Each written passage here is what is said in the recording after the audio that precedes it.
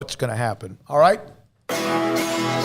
This is Paul Catalina's Top 5 at 5:55. Brought to you by Slapsticks Comedy Club. It's coming along. Signs up. Stage is built. Lots of stuff going on. Check out slapstickscomedy.com. Aiming for July 3rd soft open. But, still got some things to go at Slapsticks. But we'll still have things and events going on before it opens as well. Davion Mitchell, landing spots. That's the top 5 as the NBA lottery came out today last night. So number 5. With the 10th pick in the draft, it would be the New Orleans Pelicans.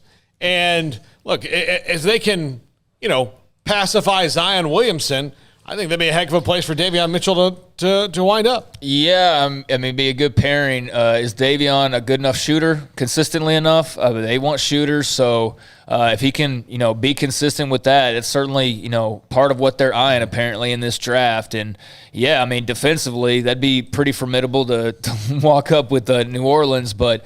Okay, yeah, New Orleans Pelicans. He'd obviously, if he performed well, he'd get a lot of shine being on the same team as Zion. Yeah. All right, number 4, the Charlotte Hornets, who I still want to call the Bobcats for some reason, even though they've been the Hornets for a long, long time. That's weird because when they were the Bobcats, I wanted to call them the Hornets for forever. And now they're the Hornets. I almost forget the Bobcats existed. That was a thing. The Charlotte Bobcats was a thing there for a little while. Yeah. Pretty odd. They're picking at 11th, which I don't know if he falls to 11th. I don't know if he falls to 10th. But, look, they just had Lonzo, which ball? LaMelo Ball? LaMelo Ball win Rookie of the Year. I think that'd be a nice guard pairing going forward. Pretty cool he did that, despite all the... Yeah. So I think that'd be a nice place for him. Plus, everybody wants to meet Michael Jordan, so... Well, they need a center. He's not a center, but they need shooting. Yeah. So, again, if you can shoot, man, you're going to find yourself going that much higher. So, yeah, they need shooters, and that would work well there, too.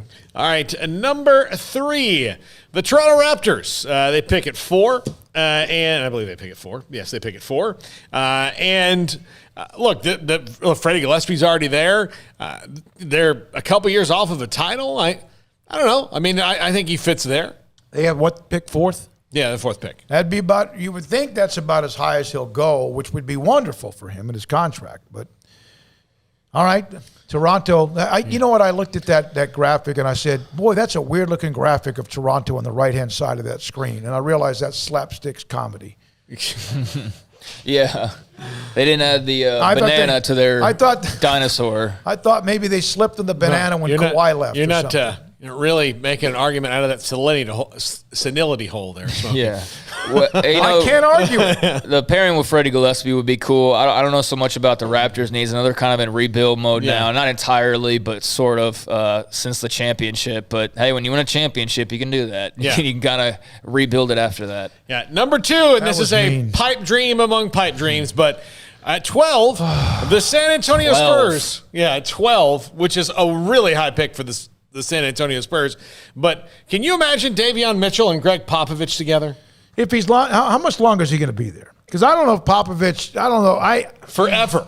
Okay. I almost felt like he missed his opportunity to go out on a high note, like a couple of years ago. Because now it's like, oh, yeah, he's still there in San Antonio because they're not as front and center. He's very much a Popovich-type player. And then he would love relentless him. defense. And why not be coached by one of the best NBA coaches of all time? And Davion's a very no-frills guy. San Antonio's no-frills. Popovich is no-frills.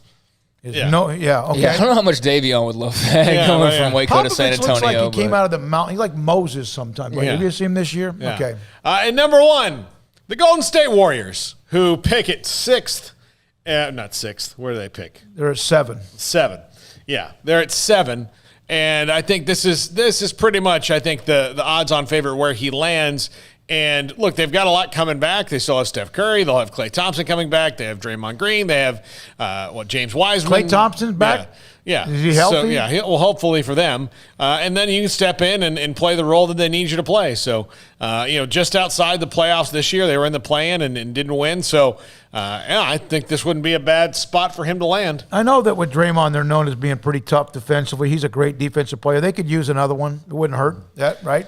Yeah, they could use a lot of defense, and they too could. I mean, even with Steph and Clay, still use more offense, and I think Davion's going to be able to provide that. So I could see. I mean, yeah, I could see him definitely fitting in Golden State. We played the audio of his interview, Davion Mitchell, but the video part of it that Jack wouldn't let me use, and for good reasons, we don't want to have to pay copyright infringement. Is that it was him sitting down with a basketball in his lap. Yeah. And I mean, isn't that him? It's like a body part for him. Yeah. But by the way, this is one thing the NBA, and I'm going to start my rant here before the draft because I'll go on. So, we've already complained about how somebody will hold up a jersey for some team they'll never play for. Yeah. Stupid. Well, even on their website. So here I just went to the NBA website, so I made sure I had the picks right. So even on their website, it says at number 7, Minnesota's pick goes to Golden State. Well, it's not Minnesota's pick anymore. It's already Golden State's. They've already agreed to it. No. Why don't you just put it on the damn website? Well, What kind of parliamentary procedure are they sticking to? They do that in the NFL, don't they? No, once the trade is made, they'll move it under. So it'd Chicago's on the clock. They made a trade with Green Bay. Yeah, so it'd be Chicago's on the Chicago clock. from Green Bay. But it wouldn't be – they've got it backwards. Green Bay doesn't pick and then trade the pick to Chicago. Chicago trades the pick and gets the pick and makes the pick. Minnesota to Golden Golden State. It should say Golden State from Minnesota. Yeah. Yes. Yeah, okay. But they don't do that. It's like Kobe Bryant holding up a Hornets jersey and countless other examples. Luka holding up a Hawks jersey. It's like, I don't know why that is so difficult for them to do. I don't know why they don't change that. All right. Thanks to